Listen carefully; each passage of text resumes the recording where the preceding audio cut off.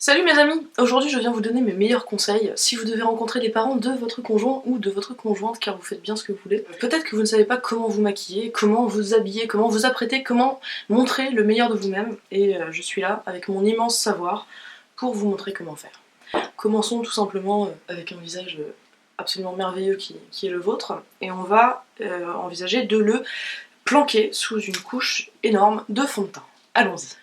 Une fois que vous avez donc un teint absolument parfait d'une poupée Barbie, vous allez vouloir redonner un petit peu de dimension à votre visage, et quoi de mieux pour faire ça qu'un peu de contouring. Donc on veut pas en faire trop, on fait simplement la petite technique du triangle de Kim Kardashian en dessous des yeux, qui marche très bien pour illuminer le regard. Un nez n'est jamais assez fin, surtout quand on rencontre les parents de son mec. Un petit peu de bronzer pour donner bonne mine.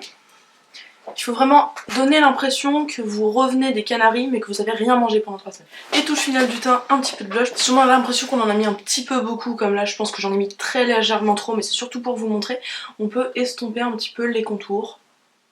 Un petit peu de sourcils.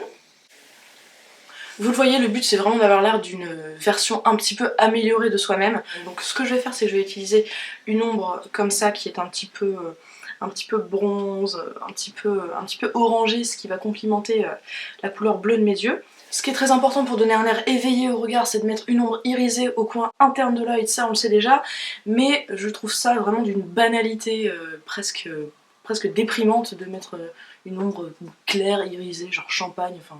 Merci quoi. Je pense qu'on peut partir sur quelque chose, jouer un petit peu justement la note de l'originalité parce que vous n'avez pas envie de passer pour une potiche, vous voulez passer pour quelqu'un qui a des idées, qui est force de proposition, donc on peut carrément partir, moi je pense, sur une ombre de cette couleur-là. Vos beaux-parents, eux, ils veulent savoir que leur fils ou que leur fille est avec quelqu'un qui est original, qui a des idées.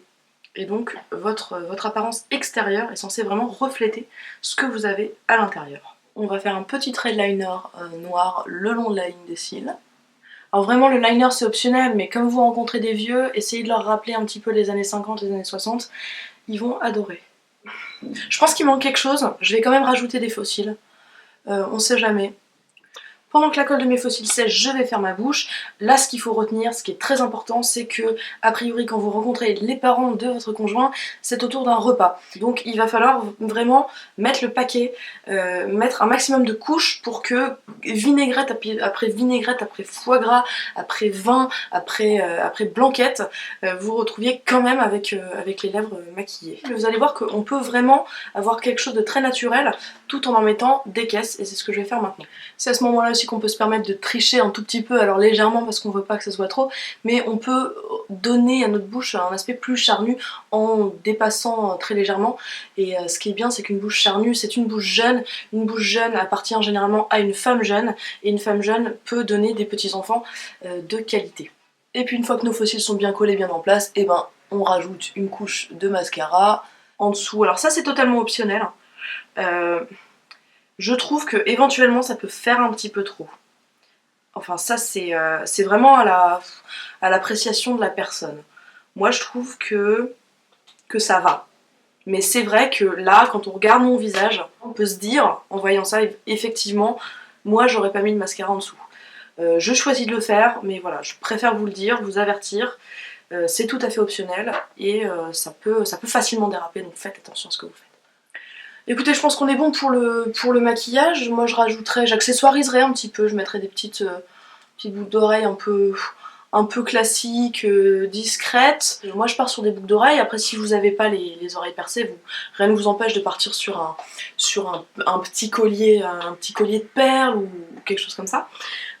Pour ce qui est de la coiffure, peut-être qu'on peut repartir sur cette idée du rappel des années 50-60 qui peut plaire éventuellement à des personnes un petit peu dans le troisième âge. Moi je prendrais comme ça des mèches peut-être autour du visage que je crêperais légèrement. Si on veut que ça soit un petit peu plus chic, on peut éventuellement remonter le tout dans une sorte de chignon à la Deneuve quoi.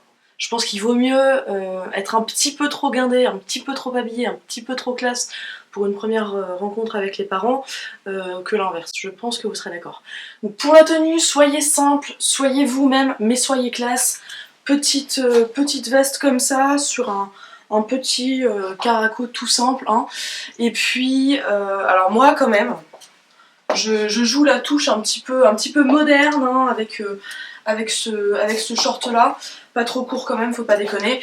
Et puis pour ce qui est des chaussures, de simples bottes noires, je pense, feront tout à fait l'affaire. Voilà, je pense que vous êtes maintenant prête à rencontrer les parents de l'homme de votre vie. Vous ferez certainement bonne impression grâce à ces conseils.